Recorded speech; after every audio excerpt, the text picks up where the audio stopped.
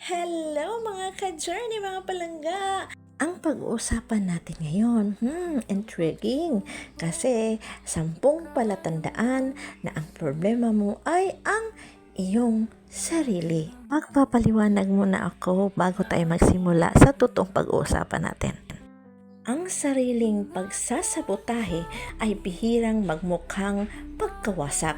Kadalasan ito ay anyo ng mga nakasanayang gawain, mga ugaling pinapaniwalaan nating tama at mga pagpiling ayaw nating questionin. Hindi ito tungkol sa pagkakasala or guilt, ito ay tungkol sa kaliwanagan.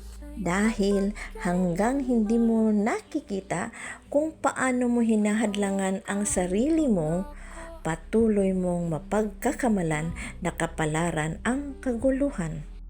Kaya ito na, una, mas marami kang sinasabi kaysa pakikinig. Akala mo ay nagpapahayag ka ng punto, pero ang totoo ay iniiwasan mo lang ang mag-improve.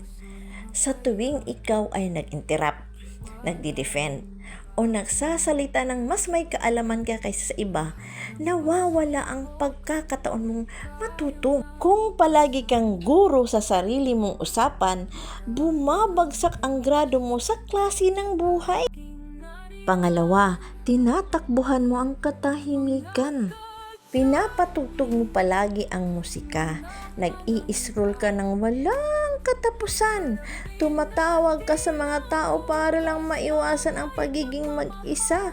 Pero ang katahimikan ay hindi walang laman, kundi puno ito ng mga sagot.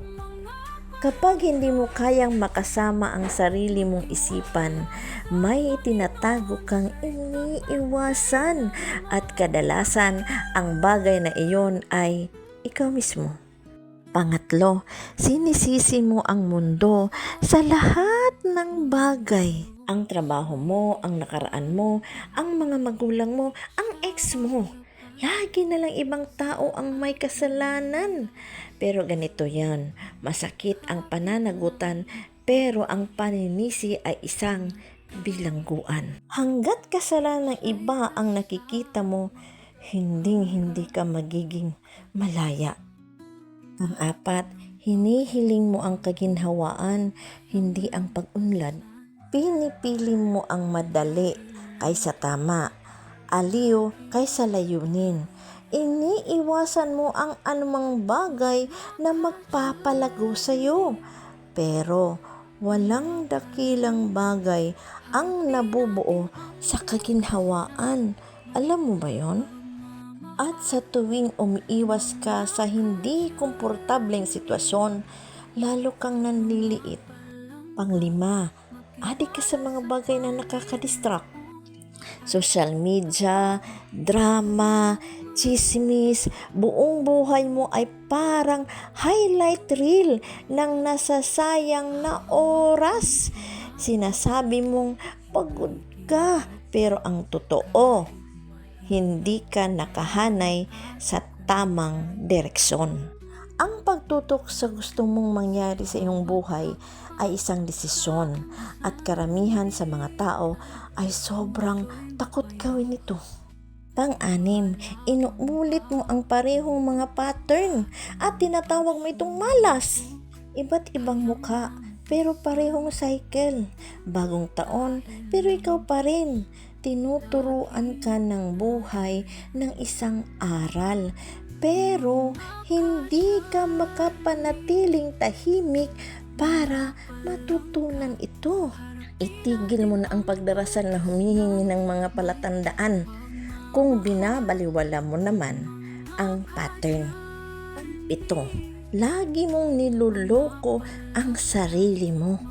Sinasabi mong ayos ka lang. Sinasabi mong hindi masakit. Nagkukunwari kang hindi galit. Nagkukunwari kang nakalimot ka na. Pero ang katotohanan ay hindi titigil sa pagiging totoo. Kahit hindi mo ito aminin, nagsisimula ang paggaling kapag nagsimula ang pagiging tapat.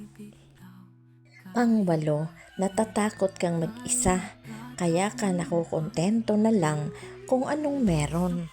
Mas pipiliin mong manatili sa taong inuubos ka kaysa tumayo ng mag-isa, dala ang iyong sariling halaga. Hindi yan pag-ibig, alam ba yun?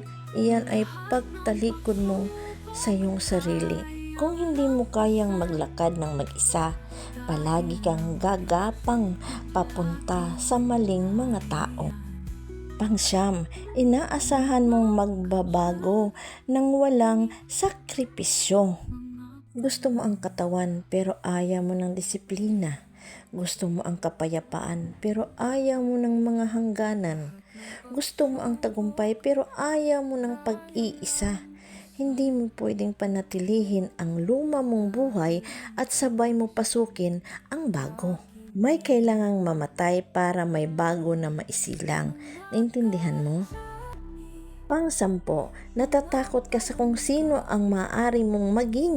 Alam mo kung ano ang dapat gawin. Alam mo kung ano ang kailangang iwan. Pero natatakot ka. Hindi sa takot sa pagkapiko, kundi sa kapangyarihan. Taglay mo ang kapangyarihan dahil sa sandaling bumangon ka, wala ka nang mapagkakublihan na mga palusot. At yan ang tunay na kinatatakutan mo. Konklusyon, alam mo ang landas, alam mo ang dapat iwanan, at nasa iyo na ang kapangyarihan para magbago. Ang totoong humahad lang sa iyo ay hindi takot sa pagkatalo, kundi ang takot sa liwanag ng sarili mong lakas. Ito pa, ang pinakamahirap harapin ay ang taong nasa salamin. Pero hanggang hindi mo ito ginagawa, walang magbabago. Itigil ang pagtakas, akuin mo, ayusin mo, o manatili kang wasak.